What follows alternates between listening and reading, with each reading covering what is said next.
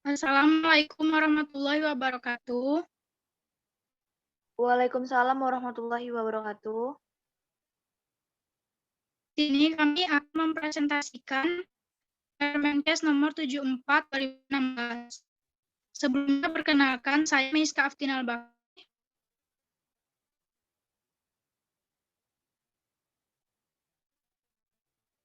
Nama saya Syifaizatul Fayyad. Nama saya Karnita Della Anggraini.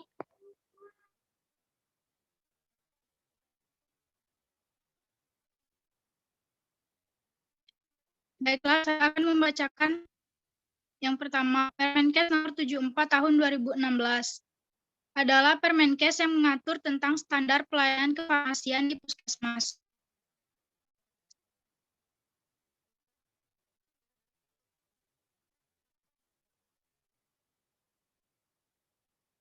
Definisi terdapat pada pasal 1.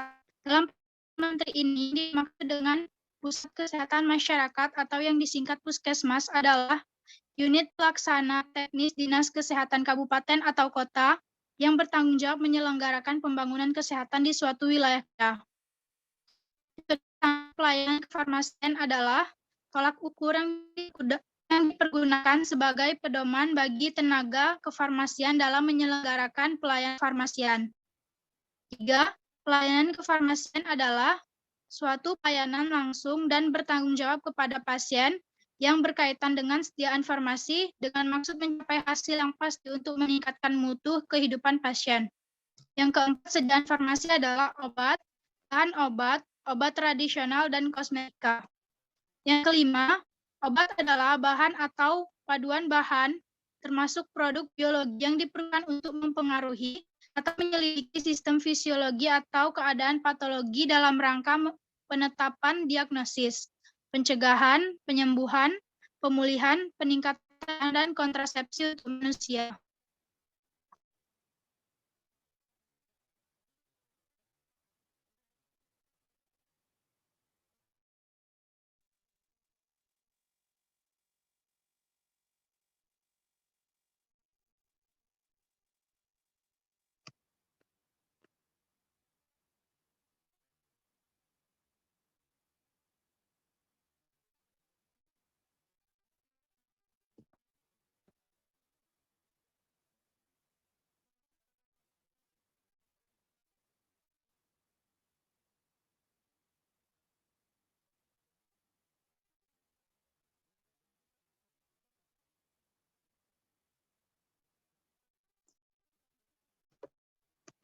Yang keenam, bahan medis habis pakai adalah alat kesehatan yang ditujukan untuk penggunaan pakai atau single use.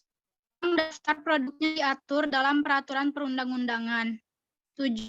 Apoteker adalah farmasi yang telah lulus sebagai apoteker dan telah mengucapkan sumpah jadi apoteker. Yang ke-8, tenaga teknis kefarmasian adalah tenaga yang membantu dalam menjalani pekerjaan kefarmasian yang terdiri atas sarjana farmasi, ahli media farmasi, dan analis farmasi. 9. Kepala Badan Pengawas Obat dan Makanan atau Kepala BPOM adalah kepala lembaga pemerintah non-kementerian yang mempunyai tugas untuk melaksanakan tugas pemerintahan di bidang pengawasan makanan. 10. Menteri adalah menteri yang menyelenggarakan urusan pemerintahan di bidang kesehatan. Untuk selanjutnya akan dijelaskan oleh Karnita Della.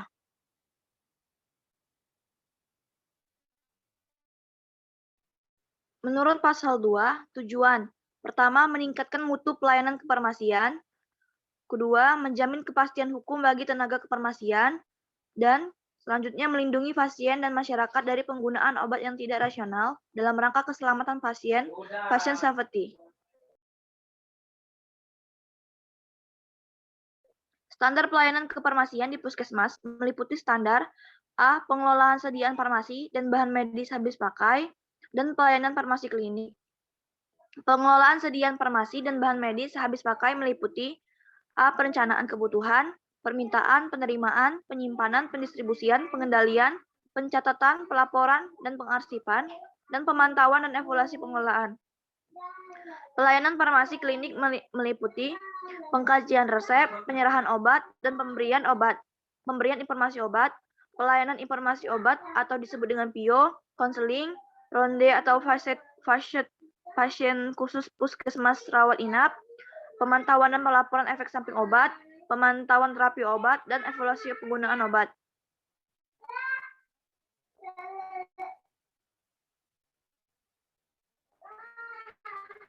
Penyelenggaraan standar pelayanan kefarmasian di puskesmas harus didukung oleh ketersediaan sumber daya kefarmasian, pengorganisasian yang berorientasi kepada keselamatan pasien, dan standar prosedur operasional sesuai dengan ketentuan peraturan perundang-undangan.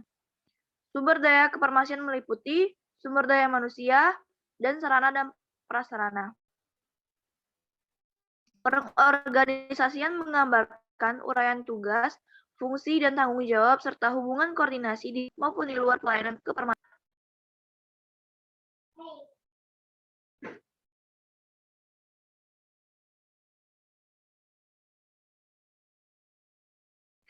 Untuk menjamin mutu pelayanan kefarmasian di puskesmas, harus dilakukan pengendalian mutu pelayanan kefarmasian meliputi monitoring dan evaluasi. Penyelenggaraan pelayanan kefarmasian di puskesmas dilaksanakan pada unit pelayanan berupa ruang farmasi. Ruang farmasi dipimpin oleh seseorang apoteker sebagai penanggung jawab. Setiap apoteker dan atau tenaga teknis kefarmasian yang menyelenggarakan pelayanan kefarmasian di puskesmas wajib mengikuti standar pelayanan kefarmasian.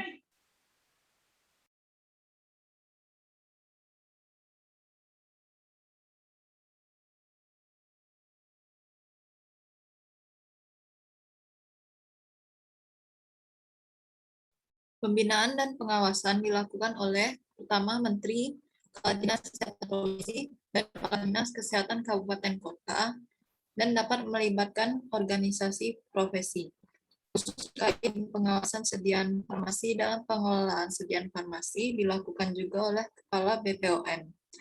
Selain pengawasan, Kepala BPOM dapat melakukan pemantauan, pemberian bimbingan, dan pembinaan terhadap pengelolaan sediaan farmasi di instansi pemerintah dan masyarakat di bidang pengawasan obat.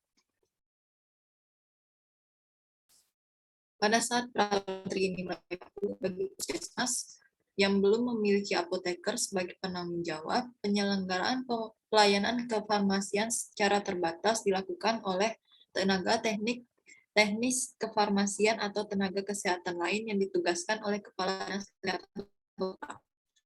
Dan kefarmasian secara terbatas meliputi A. Penguasaan medis habis pakai, dan B. Pelayanan resep berupa peracikan obat, penyerahan obat, dan pemberian informasi obat. Penyelenggaraan pelayanan kefarmasian secara terbatas berada di bawah pembinaan dan pengawasan apoteker yang ditunjuk oleh Kepala Dinas Kesehatan Kabupaten atau Kota. Permenkes Republik Indonesia nomor 74 tentang kefarmasian di puskesmas dapat dilihat di Permenkes RI nomor 74 tahun 2016 halaman 11 sampai halaman 48. Terima kasih.